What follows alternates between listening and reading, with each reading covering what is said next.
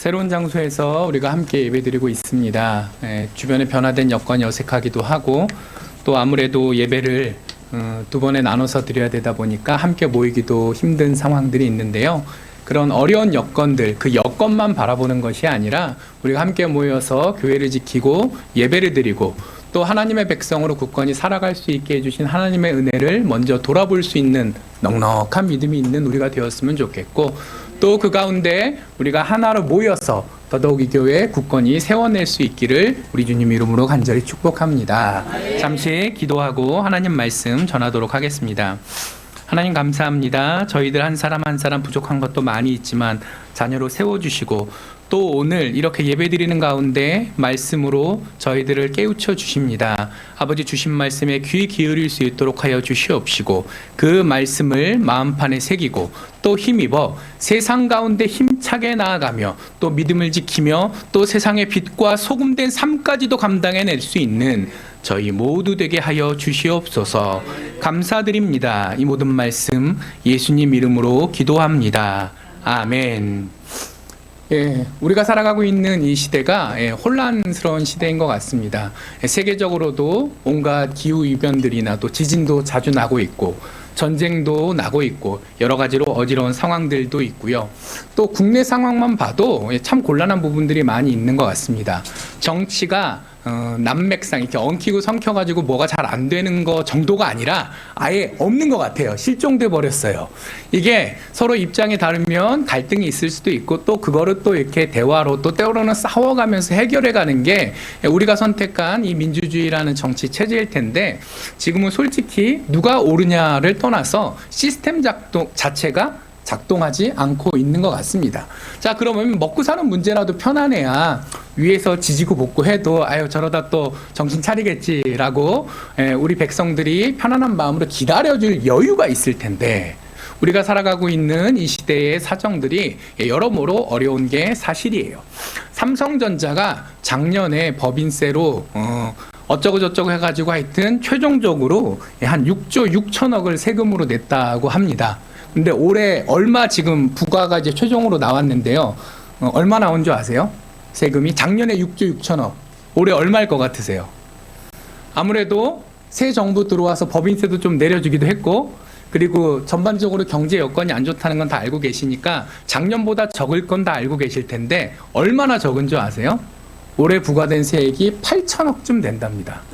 6조 6천억에서 8천억. 자, 근데 이게 제가 옛날에 법대 공부를 한 그 기회가 있었는데 대학 다닐 때 제가 그때 기억하는 거는 고지서가 6조 6천억이 왔다고 6조 6천억을 다 내는 게 아니에요. 거기서 나중에 이것도 깎아주고 저것도 깎아주고 다 깎다 보면은 한 15% 20% 이상은 빠지거든요. 그래서 전문가들이 예상을 하는데 그럼 8천억 고지서가 날라왔는데 실제 얼마쯤 낼 것 같냐? 최종적으로 차 떼고 포 떼고 다 하면 한 2천억에서 3천억 정도 낼 것 같답니다. 작년에 4조 한 8천억인가 냈대요. 다 띄고 나서. 그러니까 무려 10분의 1도 아니고 거의 뭐 15분의 1 이런 정도 상황이 된 거예요. 대한민국에서 가장 큰 회사고 또 대한민국의 경제를 책임지고 있는 회사, 미우나 고우나 그렇게 인정할 수밖에 없는 회사인데 객관적인 여건들이 그렇다는 거죠. 다른 거는 더 말할 것도 없을 것 같습니다. 자, 이렇게 정치는 혼란스럽고 우리들의 경제 사정도 어렵고 근데 그걸로 끝나는 게 아니라 전쟁의 위협은 점점 올라가고 있어요. 원래 먹고 살만 하면 잘 안 싸웁니다. 언제 싸움이 나죠? 힘들 때. 알아서 우리끼리 노력하는 걸로는 해결하기가 힘들 때 다른 나라를 혹은 다른 공동체를 혹은 다른 사람을 공격해서 뭘 뜯어내서라도 일단 나부터 살아야겠다 라는 생각이 들 때 전쟁이 일어나는 거잖아요. 지금 중국이 기울어 가고 있으니 대만을 침공하겠다고 지금 그거는 뭐 거의 정해진 것처럼 전문가들은 얘기해요. 하나님께서 그 전쟁을 막아주시길 원하지만 객관적으로는 상황이 점점 전쟁으로 가고 있는 것 같아서 걱정이 됩니다. 근데 걔네가 싸우면 걔네만의 일이 아니에요. 러시아랑 우크라이나랑 싸우니까 우리한테 타격이 있어요, 없어요? 있잖아요. 실제로 물가도 많이 오르고 여러모로 골치 아프잖아요. 근데 중국이랑 대만이 전쟁을 하게 되면은 그냥 물가 오르는 정도의 문제가 아니라 일단 우리나라 석유가 오는 길이 고기입니다. 전쟁터입니다. 자, 일단 다 석유에 문제가 생겨요. 그럼 당연히 물가는 오르겠죠. 근데 그뿐만이 아니라 이런저런 상황 때문에 우리나라도 직접 전쟁에 뛰어들거나 아니면 직접 전쟁에 뛰어드는 건 아니더라도 북한한테 미사일이든지 대포든지 한 방 맞을 수 있는 상황이 조성되고 있어요. 왜 그러냐? 우리나라에 주한미군 있잖아요. 자, 미국이 대만 못 도와주게 하려면 어떻게 해야 되죠? 한국에 있는 주한미군을 못 움직이게 해야 돼요. 못 움직이게 하려면 어떻게 해야 되죠? 못 움직일 만한 뭔가 건수를 줘야죠. 실제로 전쟁까지 일어나진 않겠지만 협박력으로 뭐 대포나 미사일 정도, 옛날 안타까운 사건이지만 연평해전이 벌어졌던 정도, 그 정도에서 그 이상 되는 도발이 사실은 거의 예정돼 있다시피 한 거예요. 얼마나 이게 심할 것인가가 전문가마다 판단이 다른 거지만 전쟁이 안 나야지, 나면 우리도 휘말리게 됩니다. 자, 나라는 어지럽고 먹고 사는 문제도 어지러운데 이제는 생명에 또 우리의 안전의 문제까지도 위협받는 시대가 되고 있어요. 그게 솔직히 우리가 살고 있는 현실입니다. 내 개인, 내 가정, 내가 뭐 노력을 했고 안 했고 능력이 있고 없고 게으르고 안 게으르고 그런 개인적인 차원의 문제가 아니라 우리 교회적 작은 공동체적 차원의 문제가 아니라 큰 그림 자체가 이미 어려워진 시대, 어두워진 시대로 향하고 있습니다. 자, 근데 이 시대만 바라보면 참 암담하긴 한데, 근데 또 하나님께서는 우리에게 과거를 되돌아볼 지혜를 주셨죠. 우리 어르신들 계시는데요. 그래도 지금이 살기 좋습니까? 옛날이 살기 좋습니까? 옛날이 좋아요? 1980년대, 90년대 아니고요. 50년대라고 생각을 해보시면요. 50년대, 60년대. 그쵸. 당장 이 나라 이민족만 해도 지금 죽을 소리를 해도 하나님 원망하는 마음이 들기도 해도 냉정하게 따지고 보면 옛날, 그것도 뭐 한 세대 이상은 됐죠. 이제 두 세대만 거슬러 가도 엉망진창이었던 나라였어요. 다 아시잖아요. 자, 그리고 성경의 관점에서 봐도 자, 우리나라 이 시대를 살아가는 우리들만 이런 문제를 겪는 게 아니라 성경 장장이 넘어가다 보면 훨씬 어렵고 또 희망이 보이지 않는 참담한 상황에서 살아가야 했던 이스라엘 백성들의 모습들이 많이 기록되어 있습니다. 자, 그리고 오늘 우리가 함께 봉독했던 이 베드로 사도가 내가 이제 장막에서 떠나간다라는 표현을 하는 거 보니까 이제 나이가 많이 들어가서 돌아가실 때가 된 것 같아요. 그리고 이제 실제로는 노환으로 돌아가신 게 아니라 순교를 하셨지만 이게 젊을 때 야고보 사도처럼 이렇게 젊을 때 순교하신 게 아니라 어느 정도 천수로 다 채우시고 이제 순교하시게 됐는데, 그러니까 내 건강의 문제 때문도 그렇고 변해가는 그 어떤 그 로마 제국의 핍박이라는 상황을 봐도 그렇고 내가 천국 갈 날이 멀지 않았겠구나라는 생각이 드시는 상황인 거예요. 지금으로부터 따지면 한 1950년쯤 전 얘기인 거죠. 자, 근데 그때 이 베드로 사도님께서 이야기하고 있는 현실이라는 것은 과연 어땠냐? 먼저 내가 지금 죽을지도 모른다라는 이야기를 해야 할 정도로, 그건 나이가 연세가 드셔서도 그렇지만 그만큼 주변에서 다가오는 로마 제국의 핍박이라는 것이 되게 심해졌다라는 거죠. 처음에는 이상한 애들 취급을 하다가 그 다음부터는 이제 억누르려고 하더니 이제 이 정도 타이밍이 되면 야, 너네 그러지 마라고 혼내는 수준이 아니라 진짜 잡아다가 죽이는 상황까지 돼 있는 상황이거든요. 생명의 위협을 느낄 상황입니다. 그리고 이 시대에는 또 그거 아니어도 세상이 엉망진창이었어요. 로마 제국은 썩어가고 있고 이스라엘 백성들 입장에서는 식민지 지배를 받으면서 고통을 당하고 있고, 지금에 비해서 뭐 의료로 보나 도덕으로 보나 뭐 교육으로 보나 어느 거 하나 나쁘면 나빴지 좋았을 게 하나도 없습니다. 자, 그리고 오늘 본문에 나오는 얘기를 보면 거기에 더 심각한 문제가 있었어요. 그게 뭐냐면 바로 거짓 선지자들의 존재입니다. 자, 이 거짓 선지자들이 어떤 사람들이었냐면은 여러 가지 종류의 거짓 선지자들이 있었는데, 이제 어떤 거짓 선지자들의 유형은 자, 유대인이 최고야. 그러니까 율법을 따라야지 예수님을 믿는 믿음으로는 구원을 받을 수 없어. 파가 있었고요. 자, 그리고 자, 율법 그딴 거 필요 없어. 예수님을 믿는다고 말만 하면 무조건 구원받고 천국 갈 거니까 그 다음으로는 엉망진창으로 살아도 아무 상관이 없어 하는 파가 있습니다. 자, 양쪽 다 지금 있을까요? 없을까요? 지금 다 있어요. 구원파라고 속칭으로 불리는 그쪽 파는 자, 내가 몇 월 며칠 구원을 받았다. 그거를 알 만큼 정확히 구원받았다는 확신이 있으면 그 다음에는 별 상관없다. 라는 게 지금도. 왜냐면 그게 얼마나 좋아요. 내가 신앙인이 된 다음부터도 내가 어떻게 해야 되는지 다 알기도 힘들고 솔직히 안다고 해도 그대로 사는 게 얼마나 힘들어요. 그런데 얘기해 주는 거죠. 자칭 목사라는 자칭 뭐 선지자라는 사람이 나와서 괜찮습니다. 엉망진창으로 술 마셔도 되고 할 것 다 하고 놀 것 다 놀아도 괜찮습니다. 이미 당신은 구원받았으니까 이 세상에서 무슨 짓을 하든지 결국은 천국으로 갈 겁니다. 이게 얼마나 위로가 되겠어요. 그때도 그랬고 지금도 그랬고 그게 인간의 솔직한 마음이었기 때문에 교회 공동체에서 그런 이야기하는 사람들이 그때도 지금도 있었던 거죠.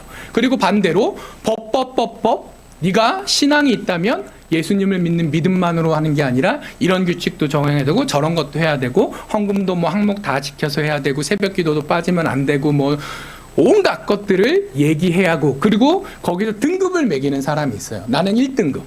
나는 주일 성도도 꼬박꼬박하고 헌금도 다 항목 맞춰서 다 챙기고 그리고 봉사도 몇 개를 하고 그러니까 나는 1등급. 그런데 겨우 주일에 예배만 드리는 너는 5등급.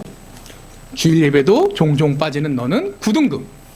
예, 제가 고등학교 다닐 때는 15등급까지 있었는데 요즘은 9등급까지 있다 그러더라고요. 자, 아무튼 그래서 등급을 매기는 경우들이 생겨나는 거죠. 율법주의 자체도 이런저런 문제가 있지만 율법주의의 필연적인 결과는 뭐냐? 등급제예요. 내가 너보다 잘났다. 바리새인들이 왜 예수님께 구박을 받았죠? 바리새인들이 열심히 한 거 예수님도 인정하셨어요.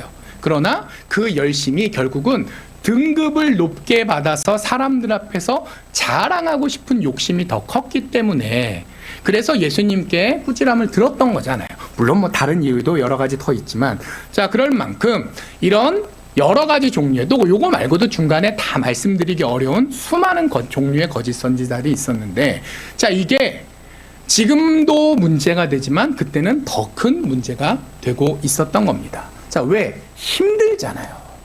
사람은 힘들면 위로를 찾게 됩니다. 자, 그런데 하나님의 제대로 된 목회자는 하나님의 제대로 선택된 베드로 사도 같은 사도는 상황이 어렵다고 해서 거짓말로 위로할 수 없어요. 마음은 그러고 싶죠. 딱한 모습들을 보면서 좌절하고 있는 성도님을 보면서 목사도 사람인데 그리고 목사도 하나님 정말 이러실 거예요? 어느 집사님 이렇게 아프신데 아직 아이들도 어린데 하나님! 그런 마음에 목사는 안 들겠냐고요. 교회 다른 장로님들, 성도님들이 안 들겠냐고요. 그래도 하나님의 말씀에서 벗어난 얘기는 할 수 없는 거죠. 자, 근데 거짓 선지자들은 어떻게 돼요? 성경 여기저기 토막 내가지고 한 단어 두 단어 한 절 두 절 끼워 맞춰가지고 듣고 싶은 얘기를 해줄 수 있어요. 그러니까 누가 누구를 더 좋아할까요? 성도님들께서 누구를 더 좋아할까요? 안타깝게도 거짓 선지자가 훨씬 매력적입니다. 자, 그리고 이 거짓 선지자는 또 이 애초에 처음부터 사기를 치려고 작정한 사람이기 때문에 사기를 많이 쳐요. 많이. 자, 많이 친다는 건 뭐가 쌓인다는 거죠? 경험이 쌓인다는 거죠. 자, 혹시 과거에 주님 만나기 전에 전보로 또 무당 을 만나본 경험이 있는 분이 혹시 계실지 모르겠어요.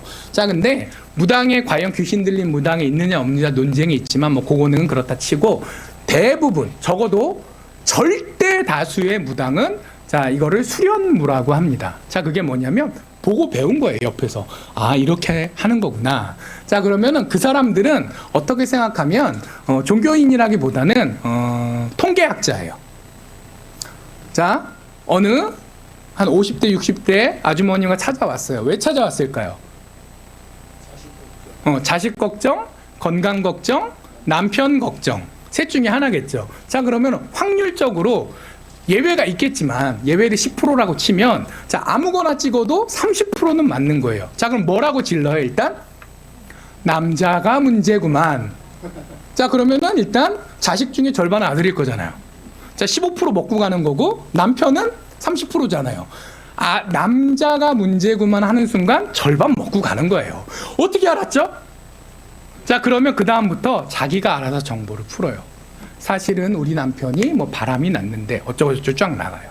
자, 그러면 이 사람들은 수많은 경험을 통해서 쌓아온 데이터, 사람이 다양한 것 같지만 또 사람이 거기서 거기거든요.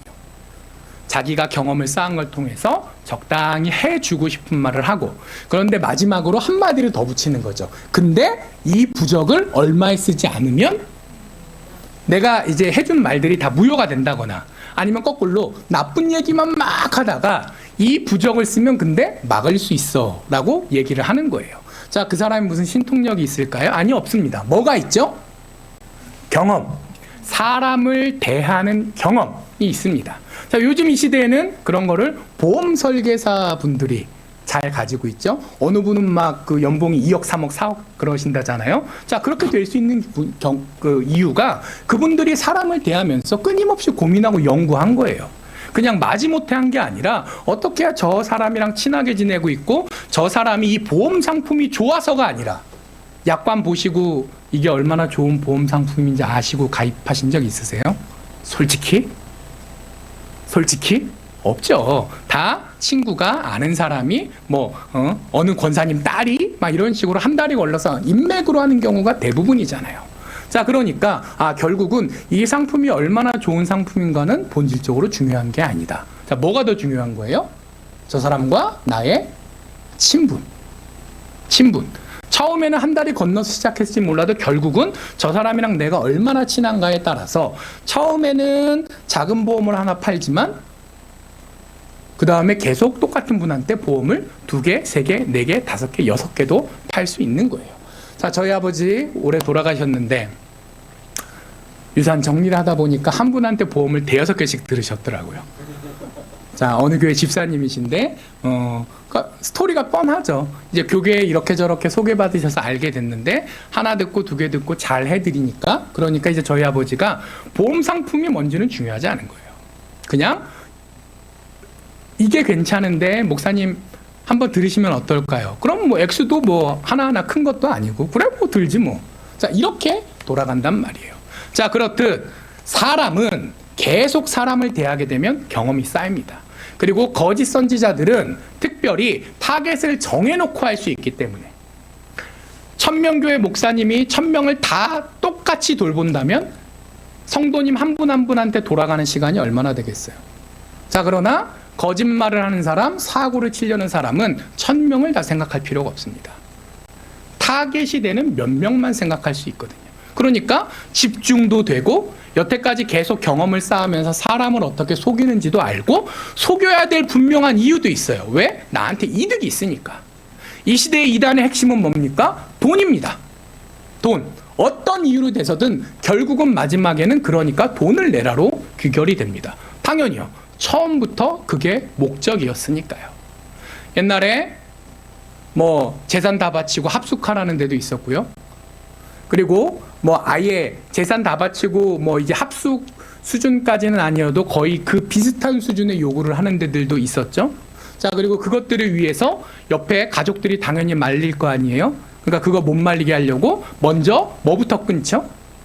가족, 친구들과의 관계부터 끊어냅니다. 끊으려면 어떻게 해야 돼요? 집에 들어가면 남편이랑 얘기할 거잖아요. 집에 못 들어가게 해요. 계속 밤늦게까지 이핑에 적힌 붙들고 밥사 먹여가며 얘기를 합니다. 자, 그리고 또 어떻게 해요? 계속 불러냅니다. 친구 만날 시간이 없게. 그렇게 6개월, 1년 이상 하게 되면 내가 맨날 노는 사람은 그 이단 사이비 종파 사람들이랑만 1년 내내 논 거예요. 그런데 갑자기 거기서 나오게 되면 나는 이미 가족들한테는 돌머리 바보 멍청이 취급을 받으면서 의절당한 상태고, 친구들도 처음에는 말려주지만 이제 얼굴도 못 보는 친구 쫓아다니면서 말리는 건 또 쉬워요? 아니죠. 친구들과도 연락도 다 끊어졌어요. 내가 속았구나라는 걸 깨닫는 순간, 근데 나올 수가 없어요. 왜? 여기 나가면 살 수가 없으니까. 그래서 대부분 피해자로 출발하지만 이제 그 사람들이 양에서 1위로 변신합니다. 이미 나는 배렸고. 그럼 이제 어떻게 해야 돼요? 이 조직 안에서라도 살아남아야 되죠.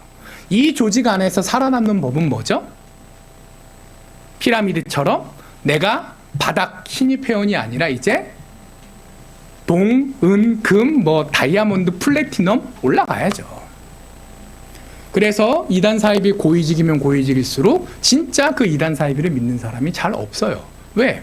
모를 땐 그럴듯해 보이지만 안에 들어가서 실상을 다 알게 되면 근데 왜 안 나와요?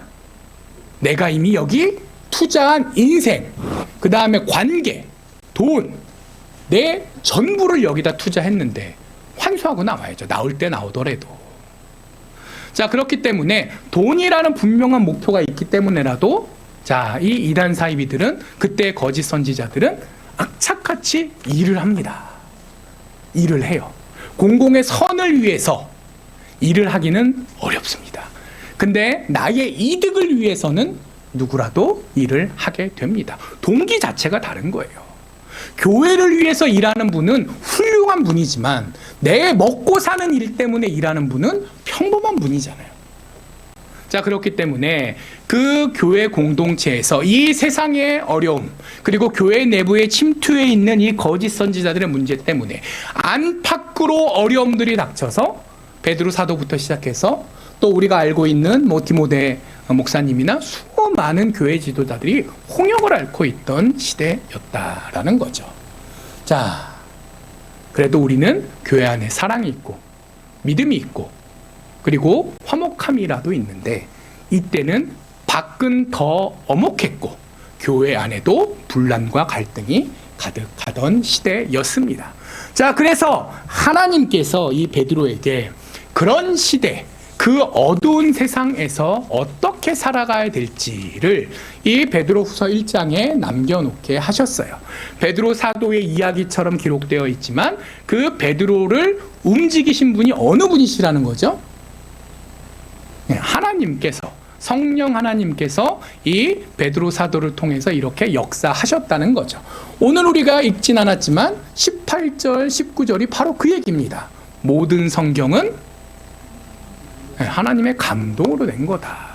자, 베드로도가 성경으로 우리에게 주어졌다라는 것은 이때 베드로의 이 말이 베드로의 말인 동시에 하나님의 말씀이었다라는 얘기잖아요. 18절 19절이 그 얘기를 하는 거잖아요.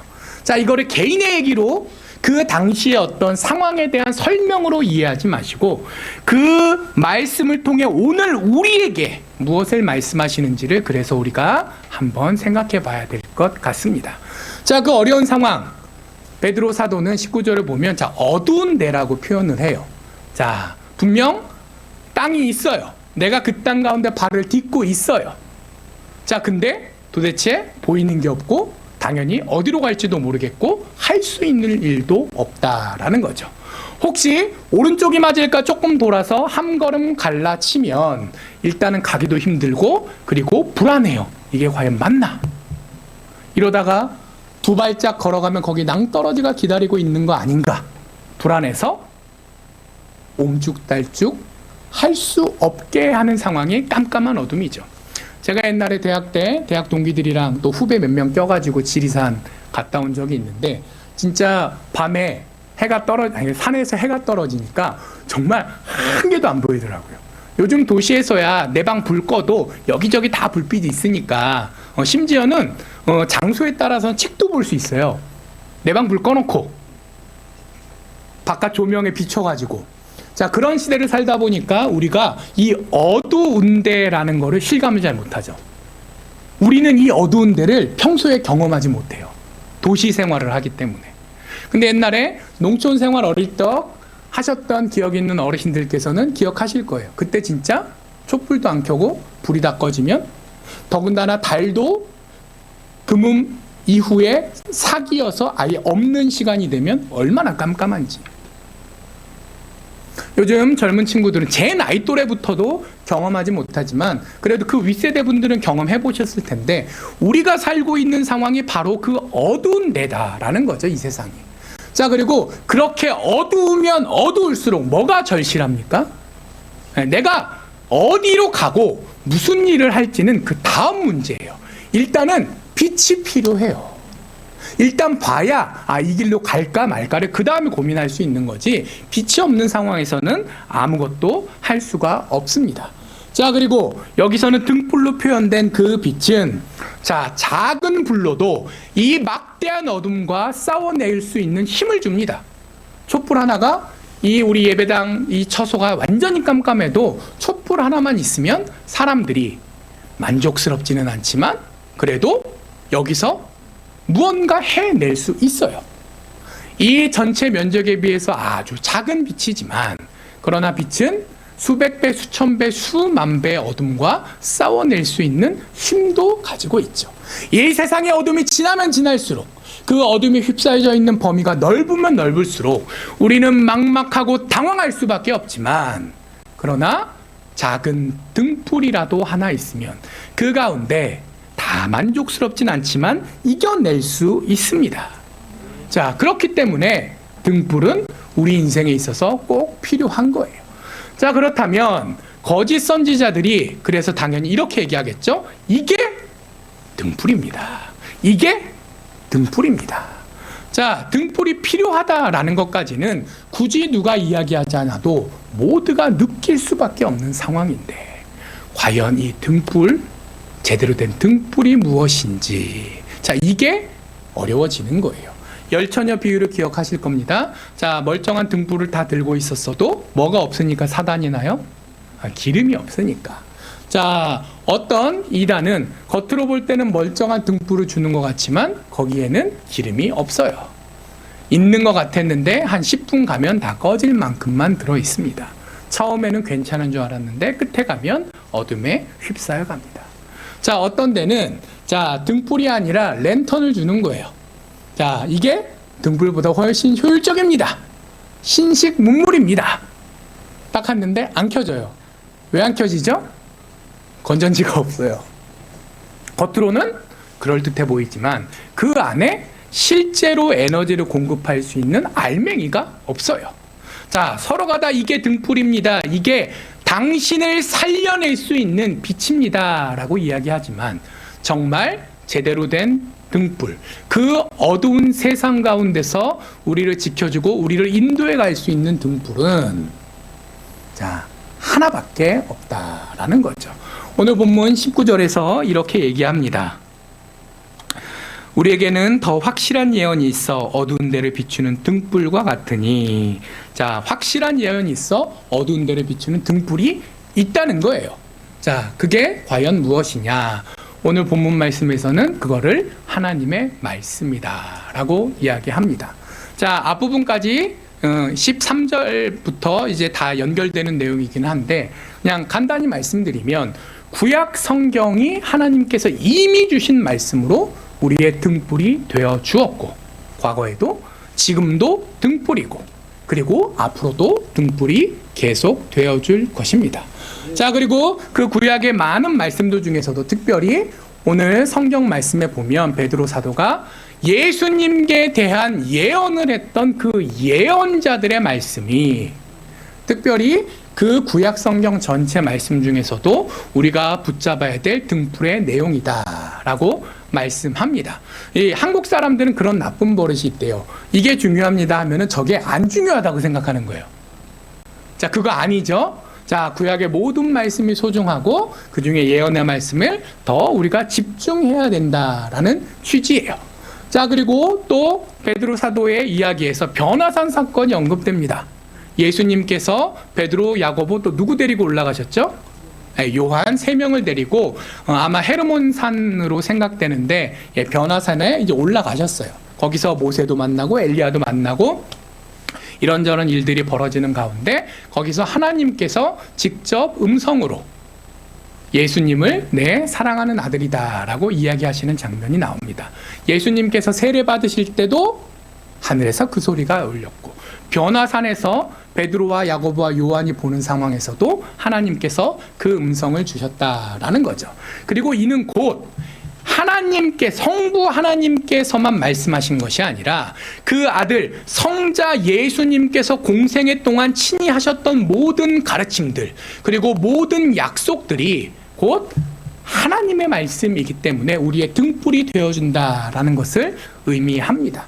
변화산 사건이 하나의 역사적 사건으로만 오늘 본문에 등장하는 것이 아니라 깊이 생각해 보면 그 예수님의 말씀이 우리의 등불이 되어준다. 조금 더 확장해서 얘기하면 예수 그리스도 그분께서 우리의 등불이 되어주신다라고 말씀하고 계시는 것이죠. 그래서 계시록 21장 23절에 보면 자, 이런 말씀을 하세요. 자, 이는 하나님의 영광이 비치고 어린 양이 그 등불이 됨이라. 자, 예수님께서 초림하셨던 공생의 그때부터 등불이 되시고 지금 우리의 등불이 되시고 앞으로 미래도 등불이 되어주실 것이고 언제도 자, 종말의 모든 과정이 끝나고 우리가 하나님 나라에서 평안히 함께 하나님의 영광을 직접 경험하며 감사하며 찬양하며 살아갈 그때에도 여전히 예수님께서는 우리의 등불이 되어주신다라고 이야기하시는 거죠. 자, 그리고 그 예수님의 말씀에 기초한 그리고 오늘 성령의 감동으로 기록되고 있는 이 베드로 후서와 같은 이 베드로 사도가 이 말씀을 했을 때는 아직 신약 성경 자체가 다 정해져 있던 건 아니었잖아요. 자, 그러니까 이제 만들어져 가고 있는 신약 성경도 이 오늘 본문의 기준으로는 하나님 말씀함에 포함되는 거죠. 자, 지금 우리가 쉽게 생각할 때는 자, 우리가 들고 있는 성경이 곧 하나님의 말씀이고 그 말씀을 하신 하나님께서 그 말씀에 따라 역사하시겠다고 약속하셨기 때문에 결국은 그 말씀 자체가 우리의 등불이 되어준다 그렇게 이야기할 수 있습니다. 자, 근데 그렇구나. 우리가 하나님에 따라 살아야 되고 특별히 하나님의 말씀 우리에게 직접 가르쳐 주시고자 했던 그 내용들을 묵상하며 고민하며 살아야 되겠구나. 자, 근데 모르시는 분 안 계시잖아요. 이미 다 알고 계시잖아요. 자, 근데 문제는 이게 쉬워요, 어려워요? 쉬워요, 어려워요? 이게 참 어렵다라는 거죠. 그래서 우리에게 등불이 필요하다. 첫째, 그 등불이 하나님의 말씀이다. 둘째, 요 두 가지를 아는 것으로 끝나서는 안 되고 거기에 더 우리가 알고 노력해야 될 부분이 있다라고 오늘 본문은 얘기하십니다. 자, 12절 말씀에 보면 우리가 이미 진리에 서 있다라고 말씀하세요. 자, 우리가 우리의 과거 속에서 예수 그리스도의 십자가 보혈을 통해서 이미 구원 받았습니다. 믿으십니까? 예, 우리는 이미 구원 받았어요. 그리고 지금 이 순간도 그 십자가 보혈의 은혜 가운데 서 있습니다. 자, 그래서 오늘 본문 말씀이 서 있다라는 표현을 하는 거예요. 자, 근데 이 서 있다라는 거는 동시에 무언가를 가지고 있다라는 뜻도 담겨 있습니다. 우리나라 말로는 좀 이게 두 개가 연결이 안 될 것 같은데 헬라어 원어에는 자, 여기 서 있다가 곧 소유하다, 가지고 있다, 이미 받았다 그런 뜻이 있다라는 거예요. 자, 그러니까 우리가 서 있는 이 은혜는 과거에 이미 받았고 지금까지도 계속 그 은혜 속에서 우리가 서 있고 살아가고 있다라는 것을 분명하게 얘기하시는 거죠. 자, 근데 문제는 뭐예요? 지난날 오늘까지는 해결이 됐는데 문제는 앞으로 나아갈 미래가 우리가 고민해야 될 지점이 되는 거죠. 자, 그래서 오늘 12절 13절 계속 내려가면 생각하라는 이야기가 계속 나옵니다. 자, 우리가 첫째 등불이 필요하고 둘째 하나님의 말씀이 내 인생의 등불이 된다로 끝나는 게 아니라 그 등불 대신 하나님의 말씀을 계속해서 생각하라. 그래야 우리의 미래 가운데서도 우리가 그 등불을 놓치지 않고 계속 이 어둠 속에서 나아갈 수 있다라고 이야기하시는 거예요. 자, 근데 생각을 하려면 뭐가 필요하나요? 먼저 그게 있냐 없냐를 알아야 생각할 수 있습니다. 그런 게 있는지 모르는 거를 상상하고 생각하기는 인간은 불가능합니다. 자, 그래서 우리는 먼저 알아야 되죠. 하나님의 말씀을. 그래서 하나님께서는 우리에게 이미 알려주셨어요. 거기까지는 끝났어요. 근데 그 다음에 우리가 해야 될 문제들이 있습니다. 먼저 관심을 가져야 돼요.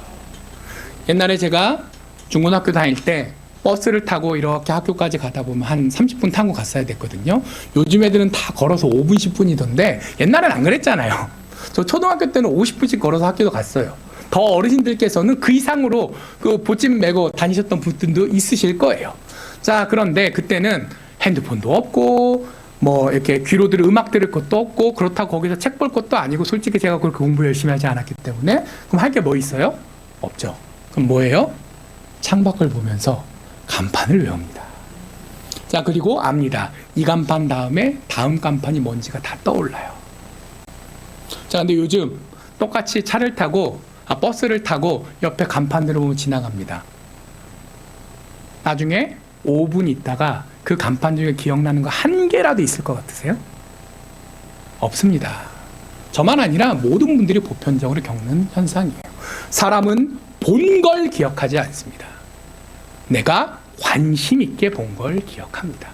옛날에 제가 간판을 외운 거는 볼 게 그거밖에 없었기 때문에 어쩔 수 없이 관심이 글로 간 거고, 지금은 할 게 너무 많으니까 제가 간판에 관심을 가질 필요가 없는 거죠.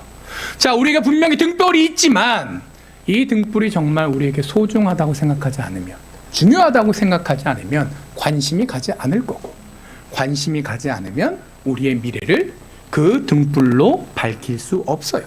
관심이 필요합니다. 자, 그리고 등불이라는 표현, 꼭 등불이 아니어도 그게 촛불이 됐던 하다못해 랜턴이 됐던 뭐가 됐던 간에 빛을 내는 데는 필연적으로 뭐가 필요하죠? 에너지가 필요해요. 그게 건전지든 기름이든 뭐든 아무튼 무언가가 필요합니다. 자, 그렇다는 얘기는 뭐예요? 내가 한번 에너지를 공급받았다로 끝나는 게 아니라 계속해서 어떻게 이 등불의 에너지를 계속 공급할 수 있을까에 대한 고민이 필요한 거예요. 한 번에 끝나는 게 아니라 지속적인 과정이다라는 부분을 우리가 고민할 필요가 있다라는 거죠. 자, 그리고 또한 그 과정들 가운데 있다 없다 수준이 아니라 과연 그 하나님의 말씀을 내가 관심도 있고 열심히 읽고 들었는데 그것들을 어떻게 더 내 삶 가운데 풀어낼 수 있을까? 조금 더 어떻게 잘 해볼 수 있을까에 대한 고민도 필요합니다.